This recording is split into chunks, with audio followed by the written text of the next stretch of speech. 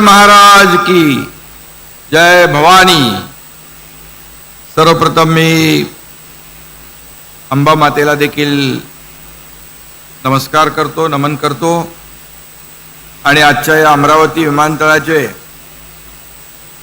विमान सेवेचा लोकार्पण प्रसंगी उपस्थित आपले राज्याचे लोकप्रिय मुख्यमंत्री देवेंद्र फडणवीसजी, केंद्रीय विमान वाहतूक मंत्री, बहुत ही आपका राम मोहन जी तहे दिल से स्वागत करता हूँ महाराष्ट्र में।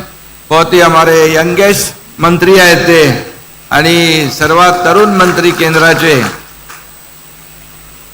आणि नेहमी त्यांची सकारात्मक भूमिका असते आणि त्यांच्या सोबतीला आमच्या मुरली मोहोळ जे आहेत ते आपल्या घरातला माणूस आहे आणि आमचे सहकारी उपमुख्यमंत्री अजितदादा पवारजी, चंद्रशेखर बावनकुळे, गिरीश महाजन, अनिल बोंडे, आनंदराव अडसूळ, नवनीत राणा, किरण सरनाईक, धीरज लिंगाडे, रवी राणा, संजय खोडके, राजेश वानखेडे, आपले दुसरे मंत्री आकाश फुंडकर,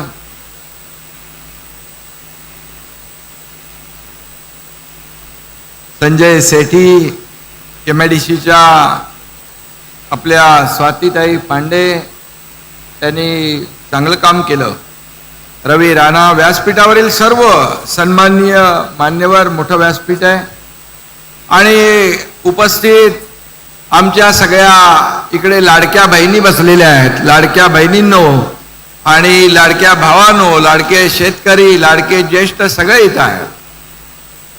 मी सगळ्यांचं मनापासून या ठिकाणी अभिनंदन करतो। सर्वप्रथम एमआयडीसीचं अभिनंदन करतो कारण अतिशय विक्रमी वेळेमध्ये त्यांनी हे काम पूर्ण केलं। खरं म्हणजे जेव्हा देवेंद्रजी मुख्यमंत्री होते त्या 2014 ते 2019ला याची सुरुवात झाली, पण मग मधलं जे काही सरकार आलं त्या सरकारच्या माध्यमातून पूर्णपणे काम बंद झालं। पुन्हा 2022ला जेव्हा तुमच्या मनातलं, सर्वसामान्यांच्या मनातलं महायुतीचं सरकार आलं त्यावेळेस या कामाला पुन्हा गती मिळाली। स्वाती पांडे मॅडम आणि त्यांची सगळी टीम काम करू लागली आणि म्हणून खऱ्या अर्थाने आज आपण पाहतोय की कमी वेळामध्ये या ठिकाणी हे विमानतळ सुरू झालेलं आहे। आणि जेव्हा महायुतीचं सरकार आलं त्यावेळेस 2.5 वर्षापूर्वी आपण पाहिलं या महाराष्ट्रामध्ये अनेक प्रकल्प बंद पडले होते, अनेक योजना बंद होत्या, विकास ठप्प होता आणि त्यावेळेस खऱ्या अर्थाने विकास आणि कल्याणकारी योजनांचं टेक ऑफ झालं आणि तेव्हा विमानाचा पायलट मी होतो, देवेंद्रजी आणि अजितदादा को पायलट होते।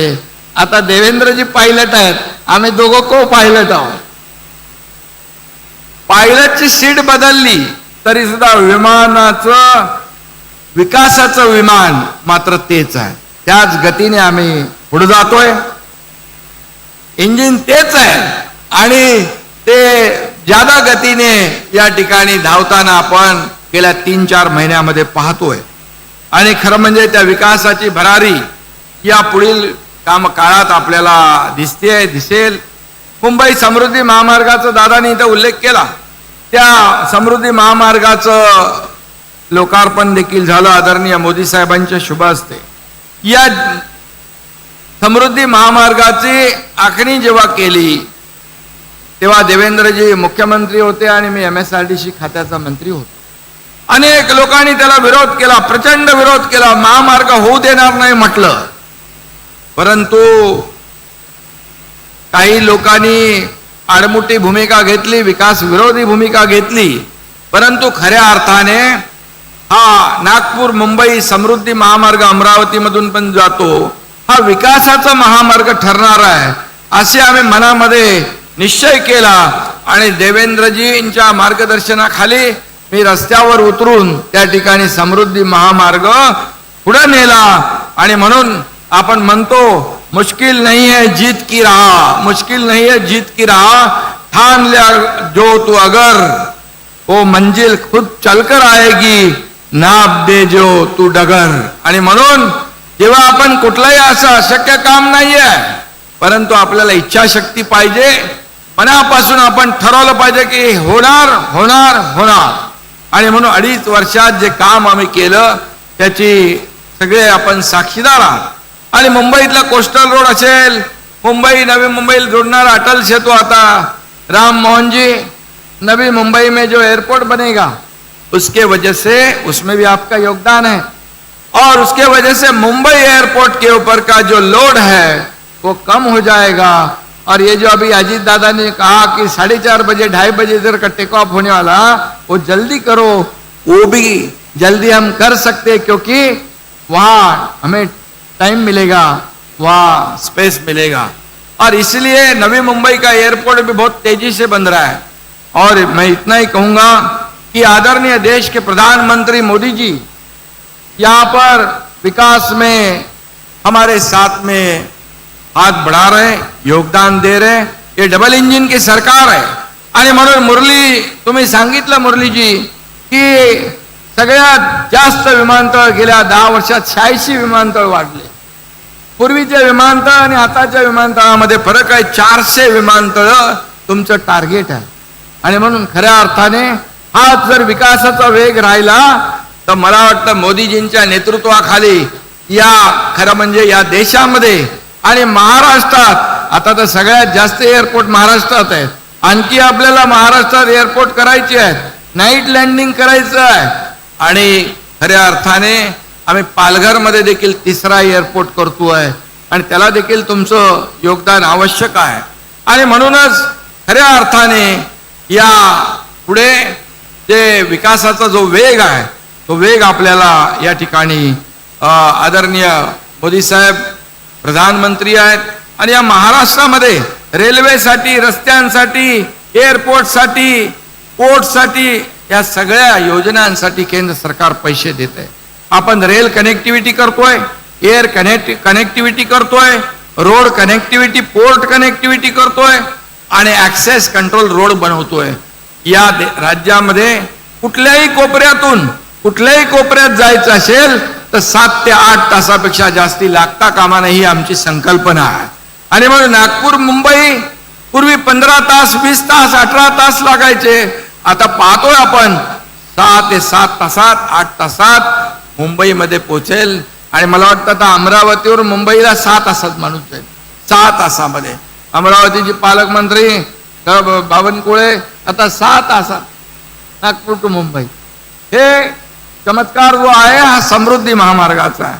आणि म्हणून मी एवढंच सांगतो, या ठिकाणी एअरपोर्ट झालाय, आता फ्लाइंग क्लबचा देखील शुभारंभ झालेला आहे. मोठी जागा आहे, फ्लाइंग क्लब होईल, मोठ्या प्रमाणामध्ये ट्रेनर मिळतील, पायलट आपल्याला मिळतील. आणि खरं म्हणजे इथून विमान जेव्हा आकाशात झेपावतील तेव्हा त्यांच्यासोबत अमरावतीची प्रगती आणि विकासही झेप घेणार आहे. आणि खऱ्या अर्थाने अशा प्रकारच्या पायाभूत सुविधा देणारं महाराष्ट्रातलं नंबर 1चं आपलं राज्य आहे. अनेक विकास प्रकल्प आज सुरू आहेत, अनेक विकासाच्या योजना या ठिकाणी सुरू आहेत. आणि म्हणून आज मी एवढंच सांगतो की आता अमरावती हा 7 तासावर, ब्रेकफास्ट अमरावतीत करायचा आणि दुपारचं जेवण मुंबईत करायचं, अशा प्रकारचा तुमचा समृद्धी महामार्ग होता. पण आता विमानामुळे 1.5 तासात तुम्ही मुंबईला पोचाल. आणि हे विमानतळ मगाशी अजितदादांनी सांगितलं 92 पासून सुरू झालं, पण मध्ये त्याचं काय झालं माहित नाही.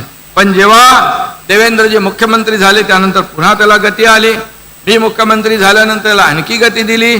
आणि आजचा दिवस आपण या ठिकाणी पाहतोय.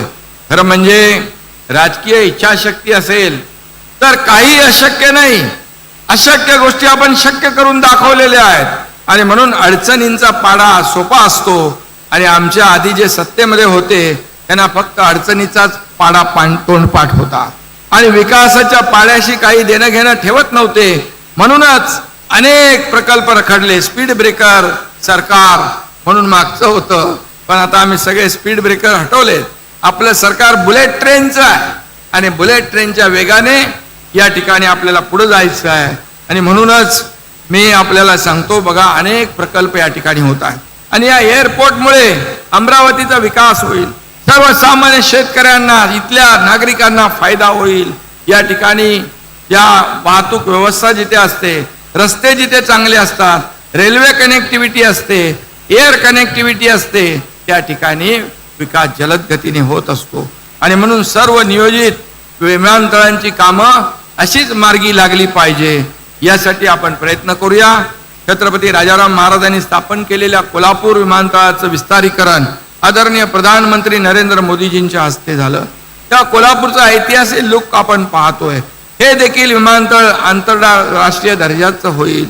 इथेही नाईट लँडिंग होईल. सर्व तयारी मला वाटतं झालेली आहे आणि हे लवकर होईल. आणि म्हणून आपल्या सर्व पदाधिकाऱ्यांना मी मनापासून शुभेच्छा देतो. खरं म्हणजे अमरावती विदर्भातलं शिक्षणाचं माहेरघर आहे आणि म्हणून इथून विमान सेवा सुरू करावी, झाली पाहिजे अशी मागणी अनेक वर्षापासून होती.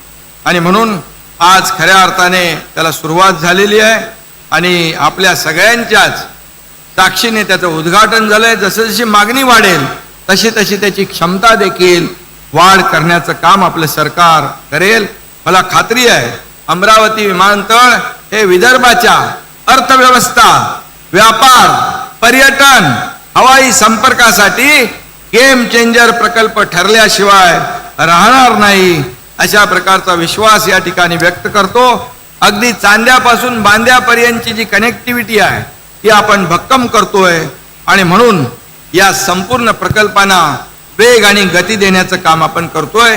म्हणून मी आपल्याला एवढंच सांगतो, विरोधक अनेक अफवा पसरवत आहेत, परंतु ज्या आम्ही योजना सुरू केलेल्या आहेत, लाडकी बहीण योजना असेल, लाडकी आम्ही तिघही इथं बसलेलो आहे, लाडकी बहीण योजना कधीही बंद होणार नाही.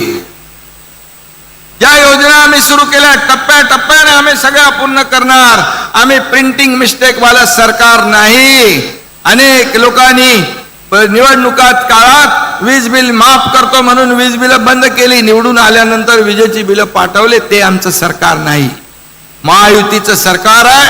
आणि या आमच्या सरकारच्या मागे देशाचे प्रधानमंत्री नरेंद्र मोदीजी ठामपणे खंबीरपणे उभे आहेत. अमित शाह साहेब आहेत, इतरही विभागाचे, जसं आता आमचा राम मोहन नायडू या ठिकाणी या विमान सेवेला मुरलीधर मोळ हे सहकार्य करतात, असे मंत्री देखील आपल्या सोबत आहेत. आणि म्हणून डबल इंजिनचं सरकार यापुढे देखील वेगवान गतीने काम करेल असा विश्वास व्यक्त करतो. पुन्हा एकदा तुम्हाला सगळ्यांना शुभेच्छा देतो. धन्यवाद. जय हिंद, जय महाराष्ट्र. धन्यवाद. और अब मैं केंद्रीय